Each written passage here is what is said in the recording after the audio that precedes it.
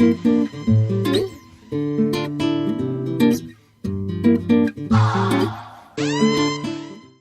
welcome to another episode of Costa Rica Crypto. And today I have the honor and the pleasure of speaking to Mr. Rob Finch from Cypherglass. I want to welcome you, Rob. I've been a fan for a long time. Huge fan of the fact that you guys contribute a lot to the community in terms of some of the applications that you've built and just a lot of your media in general. And I guess to kick it off, if it's okay, do you mind just kind of introducing yourself and maybe talking a little bit about how you found EOS, and kind of the whole thing that ultimately, like whether it was a decision or discussion or what brought you to deciding that you wanted to announce your candidacy for block producer? Yeah, absolutely. So my name is Rob Finch, as you so greatly introduced me. So I got into crypto first in 2013, sort of dove down the Bitcoin rabbit hole. Started looking at, oh, wow, I don't have to trust a bank. I don't have to trust somebody to hold my money for me. And that really resonated with me and led to me doing, thousands of hours of hours of research into it. From that point, a couple years later, found Ethereum, dove down that rabbit hole as well, and saw, the added utility beyond just a store of value or a unit of account where, on Bitcoin, you're really just transferring coins back and forth. On Ethereum, you could sort of do more with the advent of smart contracts and then the dApps that you could build on top of it.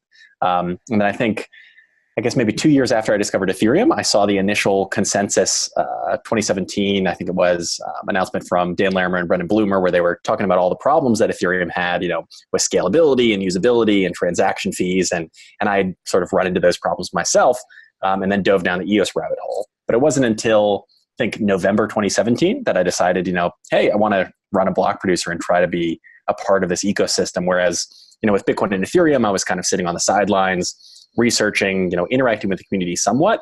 But with EOS, I really wanted to step up and actually be a part of that community. So started, formulating the plans for the block producer and eventually announced it many, many months later, about a month before the mainnet actually launched. Yeah, and it's been a pretty wild ride ever since. It's funny because I was talking the other day, just, like one day in this space feels like it just moves so fast. So, yeah. When we think back, EOS is a little bit over 100 days old. When you think about it, it's crazy. It seems like I've been doing this forever, just interviews even, and I really have not by any stretch of the imagination. I guess we're going to kind of dig into some of the things that that you guys are up to and kind of some of the new developments and some of the contributions that you've made.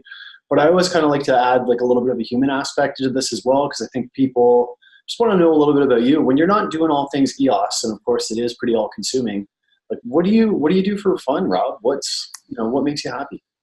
Yeah, for fun, honestly, it's more digital stuff. So I'm staring at a screen most of the day, interacting with the community for Cypherglass, but then I'm playing video games. I'm a huge World of Warcraft player. So I just did an interview recently with SVK Crypto and talked more about that and how that allowed me to see value in digital items, which I think is why I grabbed onto the Bitcoin concept, so strongly at the beginning. But also, during the winter, like to snowboard, during the summer, like to go out and run, but very much a homebody, very much somebody that does a lot of stuff on a screen all day. So yeah, I can relate. I've kind of become that way too. Yeah, it's crazy.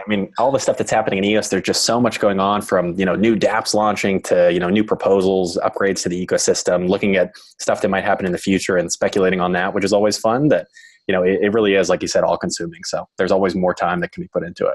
And it's scary if you put your laptop down or your computer down for like 3 hours and you come back to it. Feels like absolutely everything has happened. Yeah, exactly. You missed 2 announcements and a bug fix and a bunch of other stuff all in that period of time. Sure. When you were starting off as a child, obviously EOS wasn't around, but what were kind of some of your aspirations? Like, was this kind of a straight career path, or was this just something that evolved naturally, or how did it all come together?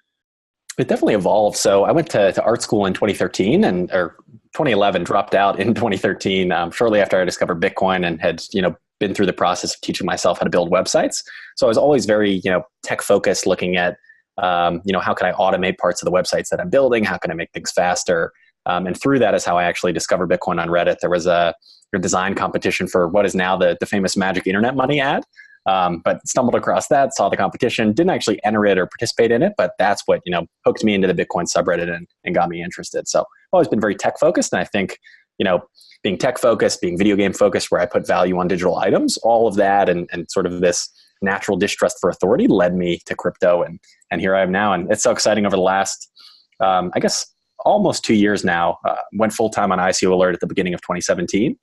So coming up on 2 years that I'll actually be full-time in crypto, which is a pretty cool milestone.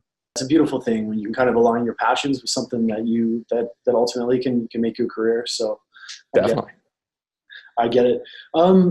As I kind of mentioned, it's been 100 days since the launch, and 100 days feels like 6 years, at least to me anyway. What are some of the primary differences or some of the primary changes or just things that stand out to you since the launch has actually occurred?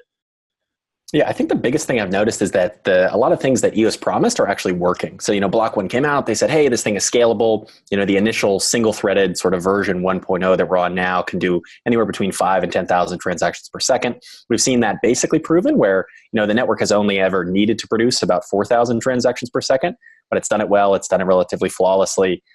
We've seen other issues like, the RAM fee issues where it cost a lot of money at the beginning to create an account. We've seen that come down thanks to some proposals that were implemented that reduce the amount of RAM required, but also add more RAM to the system over time to bring the prices down.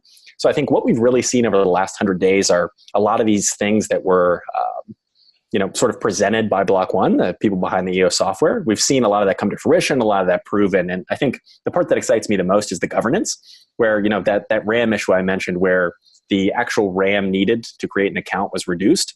That was a proposal put in place by the block producers. 15 of them came together and voted on it, and it was approved and implemented into the system almost immediately. But if you look at other systems like Bitcoin and Ethereum, if you wanted to implement any kind of code change, you would have to, go through this long, arduous process. It'd be months, maybe even years to get people to agree to a soft fork. And in some cases, you would even need a hard fork and, create an entirely new chain to implement that change. So I think what we're seeing on EOS, the ability to, continually update it, to continually improve it, is something that we haven't seen before, and gets me super, super excited for what might happen in the future. 100%. Let's talk about Cypherglass, the name. Yeah. Let's also talk about, because it kind of ties in together. It's two separate questions, but I'm going to throw my at once. Cypherglass, what are some of your core values as a BP? And then, of course, the glass part of Cypherglass. What exactly is glass? Yeah, so Cypherglass is one word put together, but if you split it apart and you have cipher and glass, that's really where the meaning behind our name comes from. So cipher being code, the blockchain runs on code. It's, we're sort of live by the code. I'm not sure I agree that code is law, but that's sort of where the cipher part comes from. Then glass obviously is our huge focus on transparency. So we believe that, not only ourselves, but all of the other block producers need to be very transparent in this system in order for the governance process to work. So we're seeing some issues with that now where some other BPs may not be as transparent, where, it may be affecting the chain a little bit. So glass, that part of our name is really our core commitment to transparency and being transparent in everything that we do. For sure. Voter apathy. I think that's kind of become an issue, in the sense that people tend to feel that their votes don't matter. Do you have any thoughts? Yeah, I think I hear that a lot. There will be people who have 10, 20, 30, maybe 100 EOS. That's the EOS they have. And to them, that may be a lot, which is, amazing. I mean, 100 EOS, you're still a significant part of the ecosystem. But when they look at these other accounts voting that have 1 million EOS or 10 million EOS, or a proxy voting that has millions and millions of EOS, they think, oh, my 100 EOS doesn't count. But the way that block producers are paid on EOS, they're paid by the amount of votes that you actually get. So if you take those 100 votes and you go out and you vote for your favorite block producers, you're directly impacting the amount of money that block producer is making, and thus the amount of money that block producer can reinvest back into the ecosystem. So if you have 100 EOS or even 10 EOS or 1 EOS and you're not voting, that's money that you're leaving on the table that could go into a block producer's pocket and then back into the ecosystem. So, every vote really does count in this system. It really does. And that's kind of a refreshing perspective that perhaps people really need to hear. Yeah. You guys do a ton of stuff for the community. Like, you guys do some really sleek videos. As I mentioned earlier, like, I'm a really big fan of some of the media that you put out, because it's just really well produced. It's super informative. And you're one of the block producers that I've kind of had my eyes on since the beginning. In what ways are you kind of working to engage the community and to continue to educate? Yeah, so like you mentioned, our YouTube channel is our biggest, sort of source of voter education material right now, where we put out mostly, timely news updates. So for example, we're working on a video right now about the new Chintai token leasing platform, putting out some other cool proposals we have for changes to how the voting process might work to, limit collusion and things like that. But if you search Cypherglass on YouTube, you're going to find all that content. But of course, have a really cool Twitter feed as well at Cypherglass BP on Twitter, where a lot of that content comes out. But in addition to the stuff that we've done in the past, like the Ledger hardware wallet bounty that added Ledger support for EOS, we are working on some other cool educational products. that should come out in the future to really help people, go from zero, where you have no idea what a blockchain is, how it works, how to even get into the space, to then being able to, set up your own wallet on your own, send your first EOS transaction, vote for block producers, and really try to get people that haven't been in the ecosystem at all, freshly joined into the ecosystem so that we can, continue to grow this thing and grow the EOS network. Yeah, we really do need adoption, and adoption only comes from getting new users, and new users only come from making things simple and easy. So definitely cool about it. Let's talk about your roadmap for Cypherglass. Like, what's happening now, what's new, and what's in the distant future? Yeah, so right now, two of our tech guys, James and Ross, who've done a great job in keeping our infrastructure online, making upgrades and making changes when we need to, are sort of fleshing out the next version of our infrastructure. So right now, we were one of the first block producers to switch to fully dedicated infrastructure that we own in two different data centers in the US. One is in Kansas City, Missouri. The other just further north in Minneapolis, Minnesota. So these are dedicated sites where we own the hardware, but we're looking now at upgrading so that we're ready when the next sort of version 2.0 or multi-threading version of EOS comes out. Right now, everything's single-threaded. You need, sort of single core CPUs processing everything. But in the near future, a lot of that's going to change, and storage is also going to be added as a component. So we're working on sort of, fleshing that out, putting out some more proposals to help these voting issues, and also hopefully filling our $50,000 Trezor bounty. The Ledger portion of the bounty was filled. That's out. Ledger support is there for EOS, but we're hoping that some developers are hard at work on the Trezor portion so that we can serve that area of the market as well. For sure. Let's talk dApps, Rob. What's out there? Yeah. What's exciting you? What do you have your eyes on, and what's some of the dApps that maybe in the ecosystem that just kind of pique your interest? Yeah, so right now, I think what's interesting and something we're seeing now is very similar to other platforms.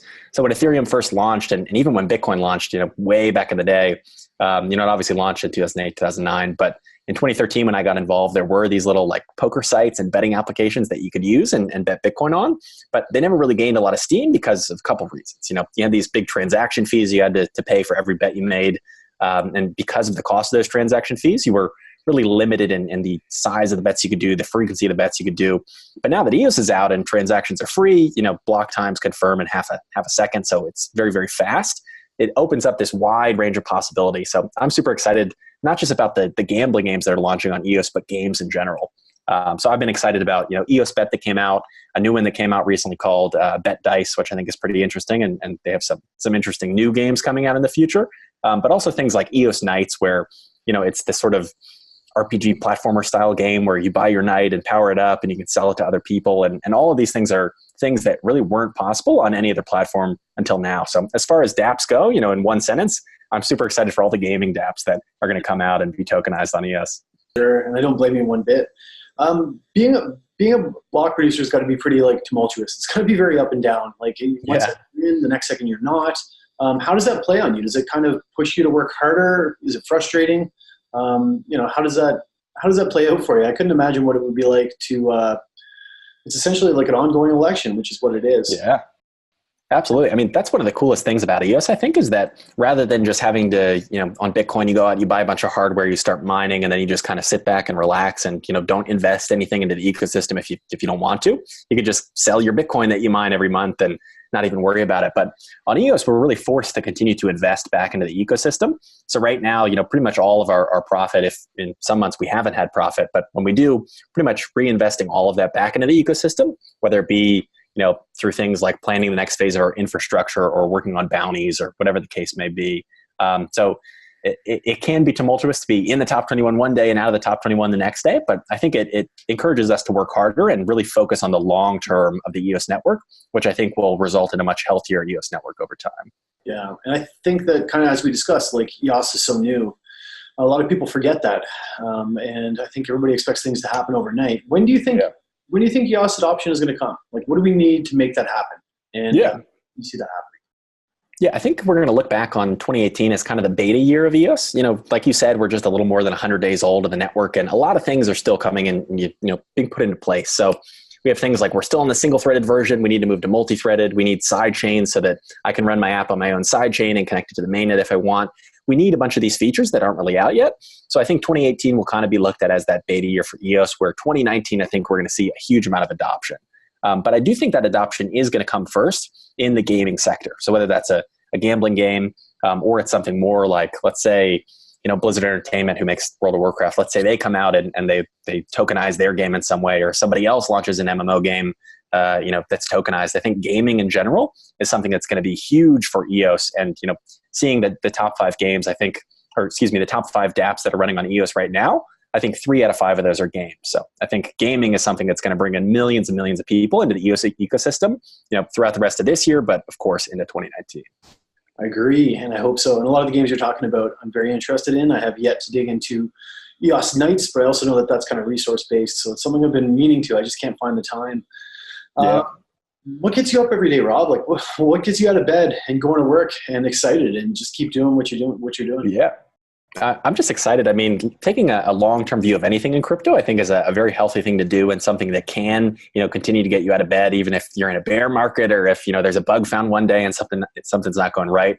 I think focusing on those long-term goals, like, hey, we want EOS to be the main, Dapp platform. We want, millions of users using dApps every day. Focusing on those long-term goals and taking steps to achieve that, whether it's waking up and working on, an education platform, or waking up and, talking with developers who are competing for the Trezor bounty. I think all of those things, and I think the EOS community in particular, just the positivity that's there, and, the whether it's speculation driven or, hype driven, just looking to the future is what really gets me out of bed and gets me excited every day. Yeah, absolutely. I do enjoy doing these. It's one of the best parts of my day. Yeah. What are some of the formative experiences that might have shaped the way that you guys operate as a block producer? Was there anything that stands out? I think probably just looking at other systems. So if you look at Bitcoin and Ethereum, there are really 3 people, 3 mining pools in charge of each of those that control more than 51% of the, computing power, the hash power on the network. So I think looking at other systems, back in 2013, when I discovered Bitcoin, the scaling debate about, should we increase the block size or should we do something else to allow Bitcoin to process more transactions? That was going on way back then, and still was never really resolved today, resulted in the Bitcoin Cash hard fork and some other forks.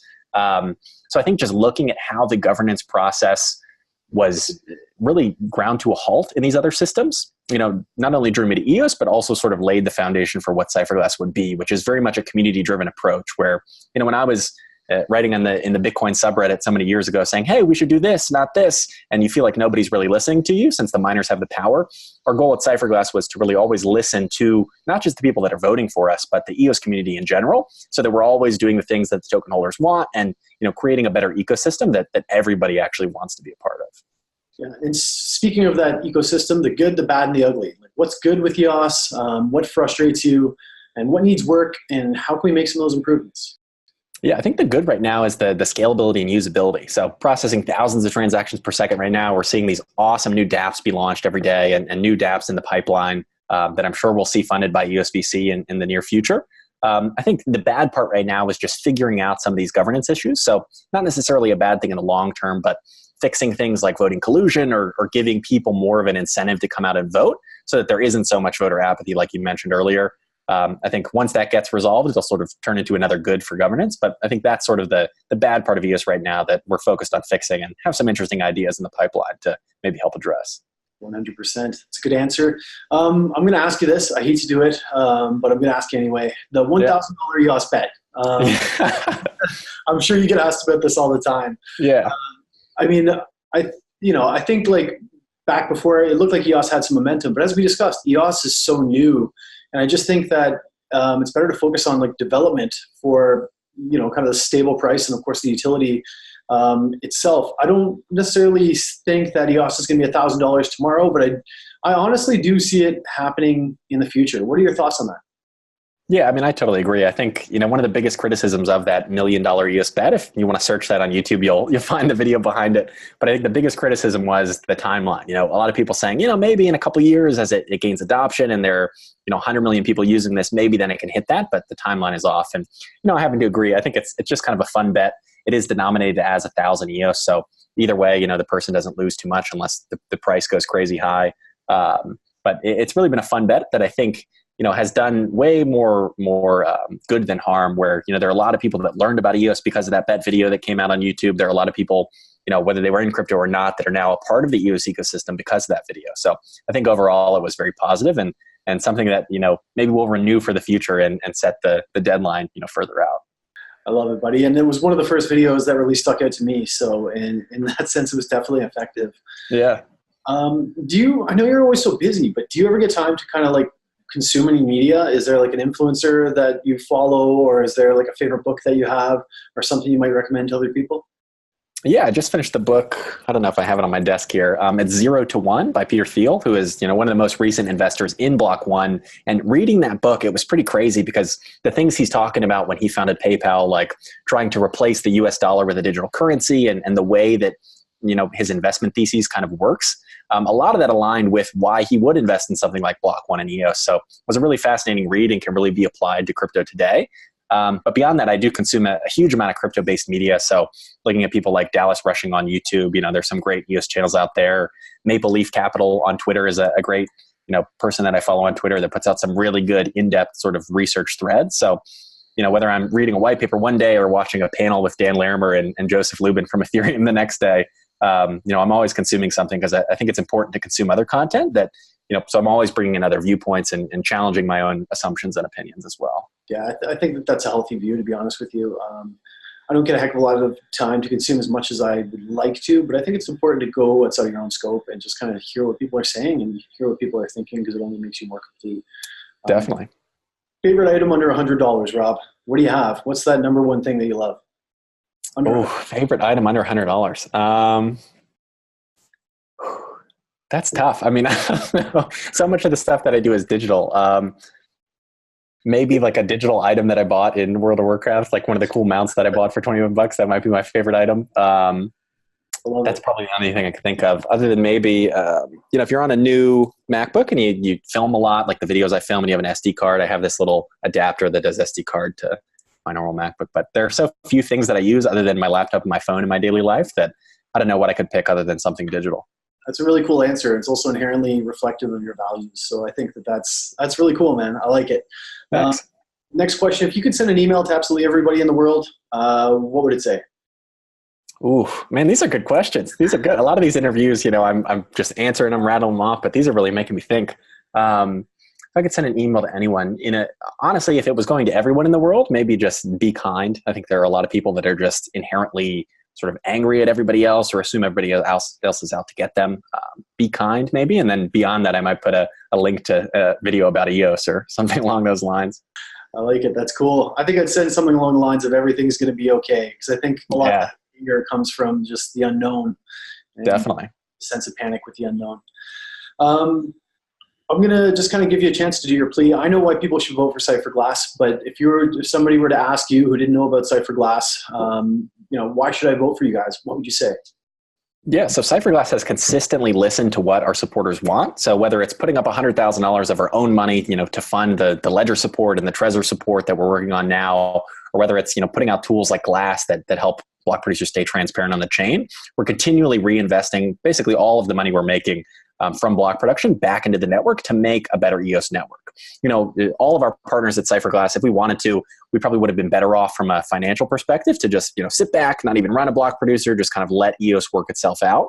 But we're so committed to making EOS that main Dapp platform and really guiding EOS to the place that it needs to be, where, it's a network that's transparent. It's a network that has a truly free market. It's a network that is inclusive of all its participants. So we're really big on not only listening to the community, but driving out these core values to make the EOS network a better place for everyone involved. So I think that's why you should vote for Cypherglass. Also your media too. Like I was saying, I'm a huge fan of your YouTube channel, your communications. You've always been really transparent and just very open and kind of engaging in conversations. So that's one of my favorite things about you, of course, is some of the media content that you guys present. I'm going to make sure that I link to absolutely everything in the comments below, but I wanted to give you kind of an opportunity for any final words for the community. Yeah, I think the biggest thing, if you're curious about what you heard, you want to see more videos, search, Cypherglass on YouTube or follow me on Twitter at Finchify, Finchify. I frequently tweet a bunch of interesting things about EOS, new dApps that are coming out, new announcements, a little bit of speculation in there as well about what might be announced in the future. So come on over and shoot me a question if you ever have any questions about EOS, how it works, or whatever it may be. I do follow you on Twitter, and I do enjoy your Twitter. Awesome. Yeah. Appreciate awesome. that. No, I appreciate you, man. It's been great chatting with you, and it's been an absolute pleasure. And I'm looking forward to you guys to kind of continuing to pave ahead and do some epic things within the community. And just thanks so much for spending some time with me today. Absolutely. Thanks for having me. And we'll have to do another recap video, several months down the line and sort of see where we are then and compare it to now. It would be an honor, buddy. You take care, and thanks again. Awesome. Thanks.